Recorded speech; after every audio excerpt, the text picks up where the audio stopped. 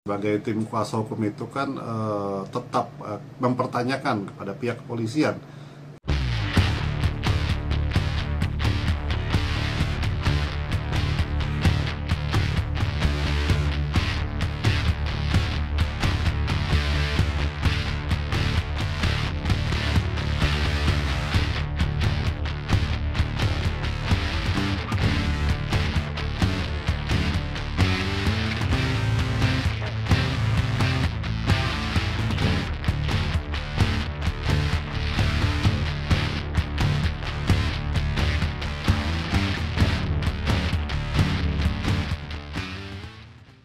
Yang memang dari awal kami sebagai tim kuasa hukum itu kan tetap mempertanyakan kepada pihak kepolisian, karena dari 3 terduga DPO itu sudah jelas perannya masing-masing, ini gimana, yang lain seperti apa. Karena kalau misalkan tiba-tiba dianggap fiktif, berarti kan semua amar putusan, semua putusan-putusan dari pengadilan, dari pihak kepolisian sendiri pun kan semua berarti kan harus berubah.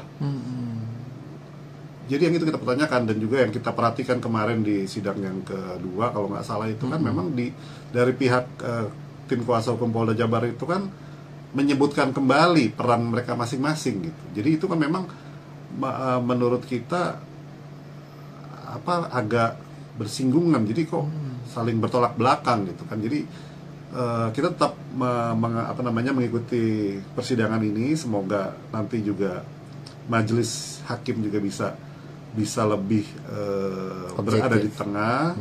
Jadi kita bisa mengetahui apakah itu memang Peggy yang dimaksud atau bukan Peggy yang dimaksud. Jadi tapi kalau misalkan bukan, ya tolong dibebaskan. Kalau memang iya gitu kan, ya tetap harus berarti dicari. Tetap harus dicari yang 2 terduga DPO ini gitu kan. Karena dari pihak Polda Jabar sendiri, kuasa hukumnya itu kan menyebutkan lagi gitu kan. Jadi sebetulnya ini mana yang benar gitu. Tidak konsisten berarti ya Pak? Iya, tidak konsisten. Dari awal disebutkan fiktif, tapi kemarin di persidangan disebutkan kembali, berarti itu lengkap dengan peran-perannya. Iya, yang seperti saya bilang tadi itu kan semua ada perannya masing-masing. Nah kalau misalkan ini dihilangkan, lantas yang dibonceng motor ini siapa, yang memulai siapa, itu kan harus jelas. Jadi itu yang memang sampai sekarang itu kita pertanyakan, kemana yang 2 terduga DPO yang dianggap fiktif itu.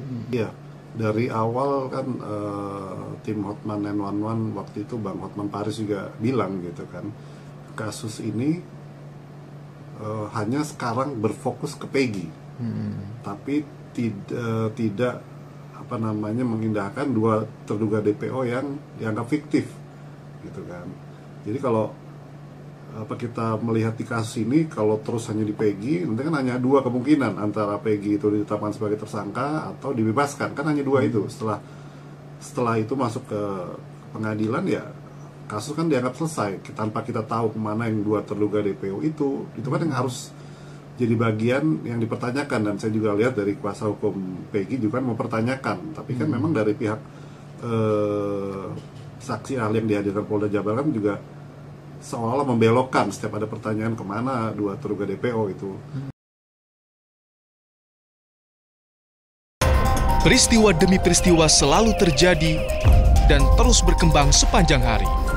Saat Anda membutuhkan informasi dengan perkembangan berita mutakhir, jadikan kami mata dan telinga Anda untuk berbagai aktualita terkini. Sambut kami sebagai referensi. Ikuti semuanya di Kompas TV, independen, terpercaya.